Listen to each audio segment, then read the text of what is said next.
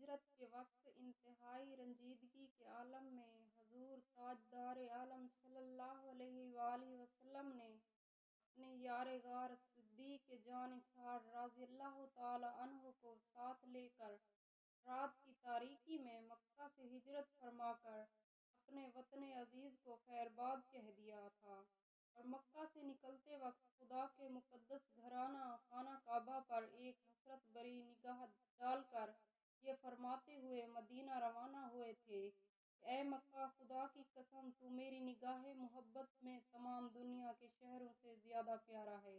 اگر میری قوم مجھے نہ نکالتی تو میں ہرگز تجھے نہ چھوڑتا۔ اسی وقت کسی کو یہ خیال بھی نہیں ہو سکتا تھا کہ مکہ کو اس بے سر و سامانی کے عالم میں خیرباد کہنے والا صرف 8 ہی برس بعد ایک فاتح اعظم کی شان و شوکت کے ساتھ اسی شہر مکہ میں نزول اجال فرمایا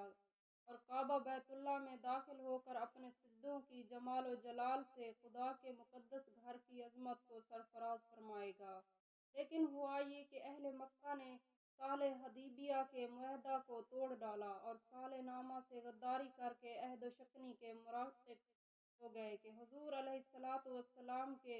حلیف بنو خزاعہ کو مکہ والوں نے بے دردی کے ساتھ قتل کر دیا۔ بیچارے بنو خزاعہ اس ظالمانہ حملے کی تاب نہ لا کر حرم کعبہ میں پناہ لینے کے لیے بھاگے تو ان درندہ صفت انسانوں نے حرم الہی کے احترام کو بھی خاک میں ملا دیا اور حرم کعبہ میں بھی ظالمانہ طور پر بنو خزاعہ کا خون بہایا۔ اس حملہ میں بنو خزاعہ کے 23 آدمی قتل ہو گئے۔ اسی طرح اہل مکہ نے اپنی اس حرکت سے حدیبیہ کے معاہدہ کو توڑ ڈالا اور یہی فتح مکہ کی تمہید ہوئی۔ 10,000 لشکر پر انوار ساتھ لے کر مکہ کی طرف روانہ ہوئے۔ مدینہ سے چلتے وقت حضور صلی اللہ علیہ وآلہ وسلم اور تمام صحابہ کرام روزہ دار تھے، لیکن جب آپ مقام قدید میں پہنچے تو پانی مانگا اور اپنی سواری پر بیٹھے ہوئے پورے لشکر کو دکھا کر آپ نے پانی نوش فرمایا اور سب کو روزہ چھوڑ دینے کا حکم فرمایا۔ چنانچہ آپ اور آپ کے اصحاب نے سفر اور جہاد میں ہونے کی وجہ سے روزہ رکھنا موقوف کر دیا۔ غرض فاتحانہ شان و شوکت کے ساتھ بانی کعبہ کے جانشین حضور رحمت للعالمین صلی اللہ علیہ وآلہ وسلم نے سرزمین مکہ میں نزول اجال فرمایا اور حکم دیا کہ میرا جھنڈا مقام جنون جنت المعلی کے پاس گاڑا جائے اور حضرت خالد بن ولید رضی اللہ تعالی عنہ کے فرمان جاری کر دیا اور فوجوں کے ساتھ مکہ کے بالائی حصہ یعنی قدا کی طرف سے مکہ میں داخل ہوں۔ تاجدار دو عالم صلی اللہ علیہ وآلہ وسلم نے مکہ کی سرزمین میں قدم رکھتے ہی جو پہلا فرمان شاہی جاری فرمایا وہ یہ اعلان تھا کہ جس کے لفظ لفظ میں رحمتوں کے دریا موجیں مار رہے ہیں، جو شخص ہتھیار ڈال دے گا اس کے لیے امان ہے، جو شخص اپنا دروازہ بند کر لے گا اس کے لیے امان ہے، جو کعبہ میں داخل ہوگا اس کے لیے امان ہے۔ اس موقع پر حضرت عباس رضی اللہ تعالی عنہ نے عرض کیا، یا رسول اللہ، ابو سفیان ایک فخر پسند آدمی ہے، اس کے لیے کوئی ایسی امتیازی بات فرما دیجیے کہ اس کا سر فخر سے اونچا ہو جائے۔ تو آپ نے فرمایا، جو ابو سفیان کے گھر میں داخل ہو جائے اس کے لیے امان ہے۔ حضور صلی اللہ علیہ وآلہ وسلم جب فاتحانہ حیثیت سے مکہ میں داخل ہونے لگے تو آپ اپنی اونٹنی قصوہ پر سوار تھے اور آپ ایک سیاہ رنگ کا عمامہ باندھے ہوئے تھے، اور بخاری میں ہے کہ آپ کے سر پر مغفر تھا۔ آپ کے ایک جانب حضرت ابو بکر صدیق رضی اللہ تعالی عنہ اور دوسری جانب اسید بن حضیر رضی اللہ تعالی عنہ تھے، اور آپ کے چاروں طرف جوش میں بھرا ہوا ہتھیاروں میں ڈوبا ہوا لشکر تھا، جس کے درمیان کو کعبہ نبوی تھا۔ اس شاہانہ جلوس کے جاہ و جلال کے باوجود شہنشاہ رسالت صلی اللہ علیہ وآلہ وسلم کی شان تواضع کا یہ عالم تھا کہ آپ سورۃ فاتحہ کی تلاوت فرماتے ہوئے اسی طرح سر جھکائے ہوئے اونٹنی پر بیٹھے ہوئے تھے۔ آپ کا سر اونٹنی کے پالن سے لگ جاتا تھا۔ آپ کی یہ کیفیت تواضع خداوند قدوس کا شکر ادا کرنے اور اس کی بارگاہ عظمت میں اپنی عجز و نیازی مندی کا اظہار کرنے کے لیے تھا۔ پھر آپ اپنی اونٹنی پر سوار ہو کر حضرت اسامہ بن زید کو اونٹنی کے پیچھے بٹھا کر مسجد حرام کی طرف روانہ ہوئے اور حضرت بلال رضی اللہ تعالی عنہ اور حضرت عثمان بن طلحہ رضی اللہ تعالی عنہ کعبہ کے کلید برادر بھی آپ کے ساتھ تھے۔ آپ نے مسجد حرام میں اپنی اونٹنی کو بٹھایا اور کعبہ کا طواف کیا اور حجر اسود کو بوسہ دیا۔ کعبہ کے اندرون حصار 360 بتوں کی قطار تھی۔ آپ خود بے نفس و نفیس ایک چھڑی لے کر کھڑے ہوئے اور ان بتوں کو چھڑی کی نوک سے ٹھونکے مار مار کر گراتے جاتے تھے اور آیات تلاوت فرماتے تھے، یعنی حق آ گیا اور باطل مٹ گیا اور باطل مٹنے ہی کی چیز ہے۔ پھر ان بتوں کو جو عین کعبہ کے اندر تھے، آپ نے ان سب کو نکالنے کا حکم فرمایا۔ جب تمام بتوں سے کعبہ پاک ہو گیا تو آپ اپنے ساتھ اسامہ بن زید اور حضرت بلال رضی اللہ تعالی عنہ اور عثمان بن طلحہ رضی اللہ تعالی عنہ کو ساتھ لے کر خانہ کعبہ کے اندر تشریف لے گئے اور تمام گوشوں پر تکبیر پڑھی اور 2 رکعت نماز بھی پڑھی۔ کعبہ مقدسہ کے اندر سے جب آپ باہر نکلے تو حضرت عثمان بن طلحہ رضی اللہ تعالی عنہ کو بلا کر کعبہ کی کنجی ان کے ہاتھ میں عطا فرمائی اور ارشاد فرمایا، لو یہ کنجی ہمیشہ ہمیشہ کے لیے تم لوگوں میں رہے گی۔ یہ کنجی تم سے وہی چھینے گا جو ظالم ہوگا۔ اس کے بعد حرم الہی میں آپ نے سب سے پہلا دربار عام منعقد فرمایا، جس میں افواج اسلام کے علاوہ ہزاروں کفار مشرکین کے عوام و خاص کا ایک زبردست ازدحام تھا۔ اس دربار میں آپ نے ایک خطبہ دیا اور پھر اہل مکہ کو مخاطب ہو کر آپ نے فرمایا کہ بولو، تم کو معلوم ہے کہ آج تم سے کیا معاملہ کرنے والا ہوں۔ اس دہشت انگیز اور خوفناک سوال سے تمام مجرمین ہوا سے باختہ ہو کر کانپ اٹھے، لیکن جبین رحمت کے پیغمبرانہ تیور کو دیکھ کر سب یک زبان ہو کر بولے، آپ کرم والے بھائی اور کرم والے باپ کے بیٹے ہیں۔ یہ سن کر فاتح مکہ صلی اللہ علیہ وآلہ وسلم نے اپنے کریمانہ لہجے میں ارشاد فرمایا، آج تم پر کوئی ملامت نہیں، جاؤ تم سب آزاد ہو۔ بالکل غیر متوقع طور پر ایک دم اچانک یہ فرمان رحمت سن کر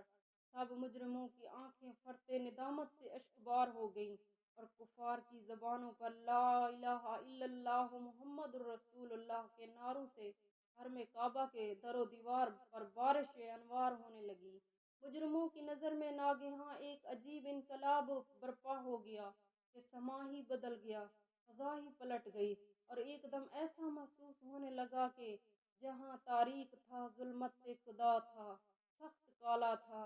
کوئی پردے سے کیا نکلا، گھر گھر اجالا تھا۔ اس میں بڑا اختلاف یہ ہے کہ مکہ مکرمہ کون سی تاریخ میں فتح ہوا۔ فتح مکہ کی پیشین گوئیاں اور بشارتیں کریم چند آیاتوں میں مذکور ہیں، ان میں سے سورۃ نصر بھی ہے۔ چنانچہ خداوند کریم نے ارشاد فرمایا ہے، جب اللہ کی مدد اور فتح آئے اور لوگوں کو تم دیکھو کہ اللہ کے دین میں فوج در فوج داخل ہوتے ہیں، تو اپنے رب کی ثنا کرتے ہوئے اس کی پاکی بولو اور اس سے بخشش چاہو، بے شک وہ بہت توبہ قبول کرنے والا ہے۔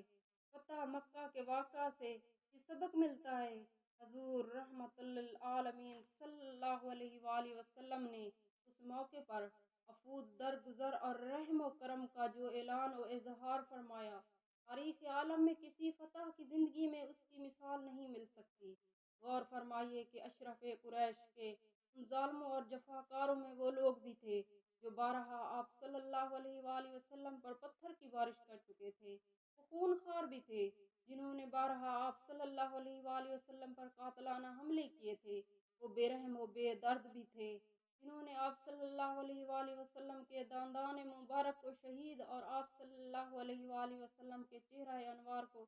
لہولہان کر ڈالا تھا۔ اور آباش بھی تھے جو برسہ برس تک اپنی بہتان تراشیوں اور شرمناک گالیوں سے آپ صلی اللہ علیہ وآلہ وسلم کے قلب مبارک کو زخمی کر چکے تھے۔ وہ صفاق اور درندہ صفت بھی تھے جو آپ صلی اللہ علیہ وآلہ وسلم کے گلے میں چادر پھندا ڈال کر آپ صلی اللہ علیہ وآلہ وسلم کا گلا گھونٹ چکے تھے۔ ظلم و ستم کے مجسمے اور پاپ کے پتلے بھی تھے جنہوں نے آپ صلی اللہ علیہ وآلہ وسلم کی صاحبزادی حضرت زینب رضی اللہ تعالی عنہ کو نیزہ مار کر اونٹ سے گرا دیا تھا اور ان کا حمل سخت ہو گیا تھا۔ وہ جفاکاروں و خون خوار بھی تھے جن کے جارحانہ حملوں اور ظالمانہ یلغار سے بار بار مدینہ کے در و دیوار ہل چکے تھے۔ وہ ستمگار بھی تھے जिन्होंने हजूर अलैहिस्सलातु वस्सलाम के प्यारे चचा हजरत हमजा रजी अल्लाह ताला अन्हु को कत्ल किया और उनकी नाक कान काटने वाले, उनकी आंखें फोड़ने वाले, उनका जिगर चबाने वाले भी उस मजमा में मौजूद थे। वो बेरहम भी थे जिन्होंने शम्मा नबूवत के जानिसारों पर रवानों हजरत बिलाल, हजरत सुहैब, हजरत अमार, हजरत हबाब, हजरत हबीब, हजरत जैद बिन दशना रजी अल्लाह ताला अन्हु रस्सियों से बांध बांध कर, कोड़े मार मार कर जलती रेतों पर लिटाया था। किसी को आग के दहके हुए कोलों पर सुलाया था, किसी को सूली पर लटका कर शहीद कर दिया था। ये तमाम जोरे जफा और जुल्म और सितम गारी के पैकर, जिनके जिस्म के रोंगटे रोंगटे और बदन के बाल बाल जुल्म उद्वान और सरकशी तुग़यान के बाल से शर्मनाक मुजालिम और खौफनाक जुर्मों के पहाड़ बन चुके थे।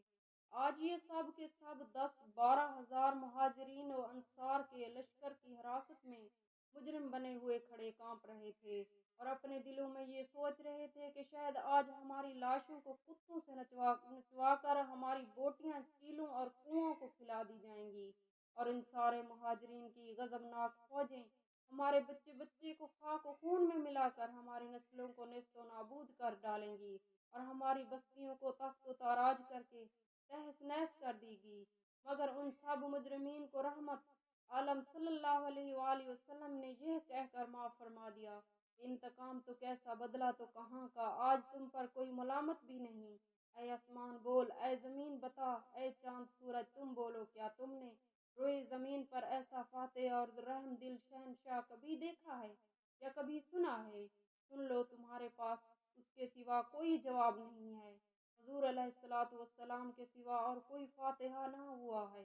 ना होगा, क्योंकि रसूल अकरम सल्लल्लाहु अलैहि वसल्लम अपने हर कमाल में बेमिसल और बेमिसाल हैं। मुसलमानों, ये है हमारे हजूर अनवर सल्लल्लाहु अलैहि वसल्लम का उसवा हुस्ना और सीरत मुबारका। लिहाजा हम मुसलमानों पर लाजिम है कि अपने प्यारे रसूल सल्लल्लाहु अलैहि वसल्लम के उसवा हुस्ना और सीरत मुक़द्दसा पर अमल करते हुए अपने दुश्मनों से बदला और इंतकाम लेने का जज्बा अपने दिल से निकाल कर अपने दुश्मनों को दरगुजर करने और माफ कर देने की कोशिश करें, क्योंकि लोगों की तफसीरात और खताओं को माफ कर देना ये हमारे रसूल अकरम सल्लल्लाहु अलैहि वसल्लम की सुन्नत भी है और यही उम्मत के लिए हजूर सल्लल्लाहु अलैहि वसल्लम की तालीम भी है।